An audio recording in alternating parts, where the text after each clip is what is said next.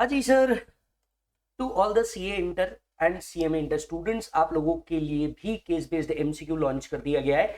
ये जो case based MCQ है ये सारे सब्जेक्ट्स के लिए आ चुका है except direct access, but you have got all covered. मैंने आपको ये कवर करने के लिए आपको पहले ही बता दिया, हम लोग एमसीक्यू इशू कर रहे हैं और ये एमसीक्यू जो है ये लास्ट जो इशू किए थे उसको हम अमेंड करके डाल रहे हैं।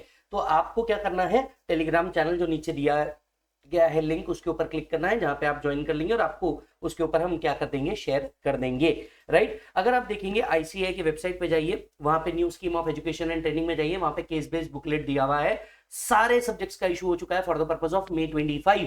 तो आपको जाना है, लेकिन अगर आप देख सकते हैं डीटी का अब तक इशू नहीं हुआ है, रादर जीएसटी का इशू हो गया है, डीटी का इन्होंने अब तक के इशू नहीं किया है। तो आप लोगों से रिक्वेस्ट है कि जब आप अपने प्रिपरेशंस कर रहे हैं, ऑलमोस्ट अब आपके ग्रुप 2 भी खत्म होने आ गए हैं, तब आपने क्या करना चाहिए, इनका प्रिपरेशन चालू करना चाहिए। डेली बेसिस पे ट्राई करो कि आप जो भी सब्जेक्ट्स आज पढ़ रहे हो उसके एटलीस्ट 1 या 2 एमसीक्यू आप डेली बेसिस पे पढ़ते जाओ।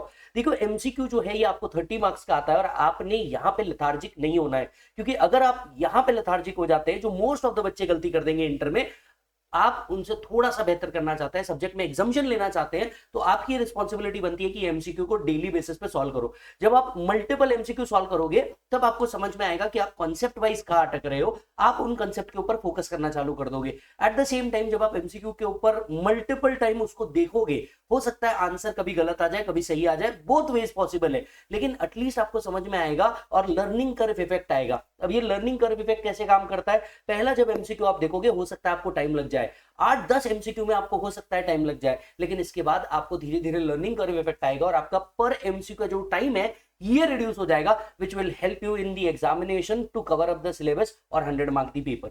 यस, सो भाई साहब आपने क्या करना चाहिए, आपका अगर ग्रुप 1 दे रहे हो तो ग्रुप 1 से रिलेटेड एमसीक्यू डेली बेसिस पे हर टॉपिक के 2-2 सॉल्व करो। बोथ ग्रुप दे रहे हो तो आपने 3-3 दिन में डिवाइड कर देना चाहिए। पहले 3 दिन ग्रुप 1 के एमसीक्यू आपने टेकअप करना चाहिए, बाद में 3 दिन ग्रुप 2 के एमसीक्यू टेकअप करना चाहिए, ताकि आपका ये जो प्रैक्टिस है ये होते जाए। राइट, आप जो भी एमसीक्यू को वर्कआउट कर रहे हैं इसका प्रिंट आउट निकाल सकते हैं आप लोग और प्रिंट आउट निकाल करके प्रैक्टिस कर सकते हैं।